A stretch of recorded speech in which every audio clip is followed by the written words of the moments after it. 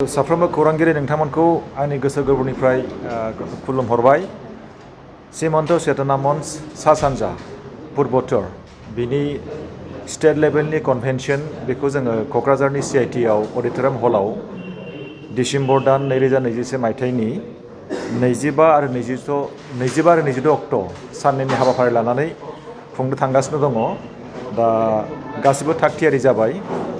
गाबोननिफ्राय बे हाबाफारिया जागोन आरो फुंनि 2:30 बे हाबाफारिया जागोन। बेयाव आफादनि फिरफिला बिरहोगोन बानजाय आफादनि आफादगिरि आरो लोगोसे बे बेखेवनाय हाबाफारियाव आसामनि केबिनेट मन्त्रि मानगोनां मुस्रि अशोक सिंघल बिथाङा गाहाय आलासि हिसाबै बाहागो लाफैगोन। लोगोसे जोंनि BTRनि मानगोनां CEM मुस्रि प्रमद बर' बिथाङा स्पेसियेल गेस्ट जर'खा आलासि महरै बाहागो लाफैगोन। बे साननैनि हाबाफारियाव मावगिरि बिथांमोनखौ लानानै मोजां गोनां आयदाफोरखौ सावरायगोन आरो वार्कार्सफोरखौ ट्रेनिं होगोन, मटिभेशन होगोन जे जोंनि मादारलेण्ड जोंनि भारतनि जि सीमा ओनसोल बे सीमा ओनसोलखौ जोङो सुथुरफोरनिफ्राय बोरै रैखाथि होनो माबायदि रैखाथि होनो हागोन बेखौनो सावरायनाय जागोन। जोङो बयबो मिथिगौ जोंनि भारतनि बे सीमा ओनसोलफोरखौ जोंनि सल्जार्स बिथांमोनहानो रैखाथि होगासिनो दङ। माखासे बिथांमोनहा जिउ बावसोमबाय आरो माखासे बिथांमोनहा सान हर खामानि मावगासिनो दङ। सुथुरफोरजों बिथांमोनहा फाइट जागासिनो दङ आरो बेनि गुबै थांखियानो जाहैबाय भारत हादोरनि भारत बिमानि जि सीमा ओनसोल बेखौ रैखाथि होनाय। थ' बिथांमोनखौ जोङो माबायदि मदद खालामनो हागोन जोंनि सीमा ओनसोलाव थानाय साफ्रोमबो रायजो राजाफोरखौ साफ्रोमबो नोगोरारिफोरखौ जाहाथे जों थुलुंगा होनो हायो, जाहाथे जों सांग्रांथि खालामनो हायो आरो जेब्लानाखि सीमा ओनसोलाव थानाय रायजोफ्रा सांग्रां जागोन, मटिभेटेड जागोन, बिसोरो सीमानि रैखाथिनि गोनांथिखौ बिसोरो बुजिनो हागोन, हमदांनो हागोन आरो लोगोसे डेफिनेटलि जे सल्जार बा आर्मि पार्सनेल बिथांमोनखौ माने रायजोफ्रा थुलुंगाखौ होगोन बेखौ जों मिजिंथिनो हायो। दिनैनि बे समाव जोंनि भारत बिमानि सीमा ओनसोलखौ रैखाथि होनाया जोबोरै गोनां।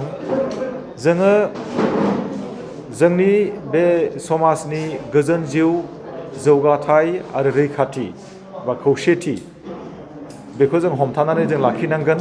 बे हादोरा रैखाथि थानांगोन आरो गाहायै जोङो मिथिगौ जोंनि भारत बिमानि माखासे ओनसोलफ्राव गोबां समाव गोबां जेंनाफोर जादों।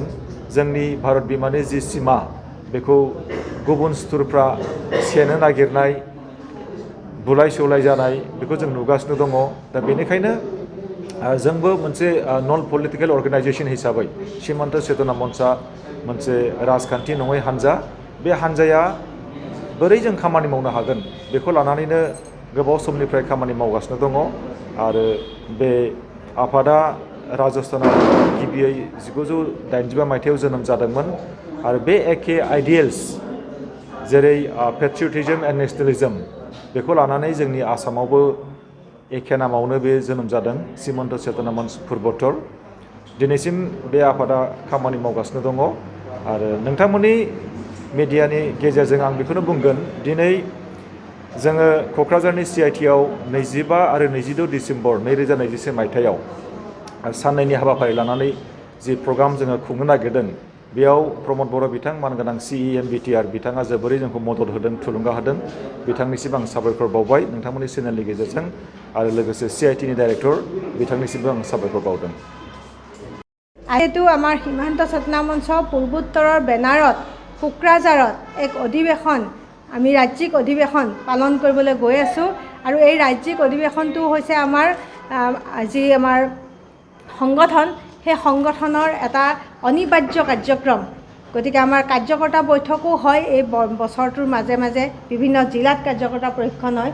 তাৰ লগে লগে এই ৰাজ্যিক প্ৰশিক্ষণ যিটো হয় ৰাজ্যিক অধিৱেশন, সেই ৰাজ্যিক অধিৱেশনত বিভিন্ন সত্ৰ থাকে।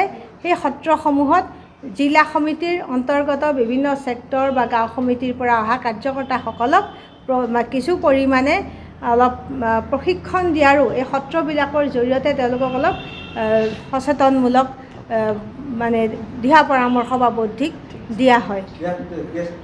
নিশ্চয় আমাৰ অখিল ভাৰতীয় সীমা জাগৰণ মঞ্চৰ অখিল ভাৰতীয় সংযোজক মাননীয় এ গোপালকৃষ্ণনজী তেওঁ আমাৰ লগত আজিৰে পৰা তেওঁ থাকিব অহা ২৬ তাৰিখলৈকে সকলো সময়খিনি তেওঁ আমাক দিব।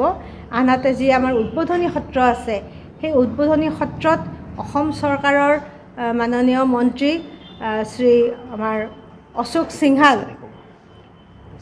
আচ্ছা উপস্থিত থাকিব আৰু মই এইখিনি কথা আমাৰ সাংবাদিক বন্ধুসকল এতিয়া আমাৰ ৰিচিপশ্যন কমিটিৰ ছাৰ আছে